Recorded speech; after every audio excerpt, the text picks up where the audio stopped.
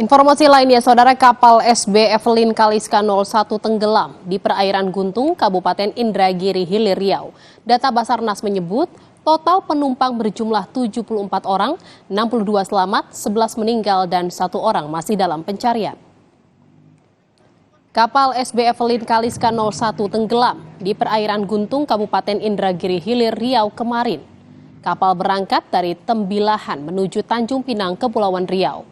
Namun di perjalanan, tepatnya di perairan Guntung, Kabupaten Indragiri Hilir, kapal oleng dan tenggelam.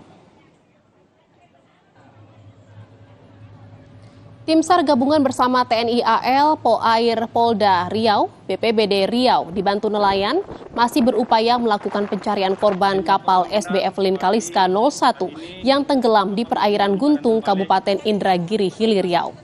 Data dari Basarnas Pekanbaru, total penumpang kapal berjumlah 74 penumpang, 6 ABK dan 6 anak-anak. Korban selamat berjumlah 62 orang dan telah mendapat perawatan di Rumah Sakit Raja Musa Sei Guntung. Sedangkan jumlah korban yang meninggal dunia mencapai 11 orang. Dan tim SAR gabungan masih dalam melaksanakan pencarian di lapangan.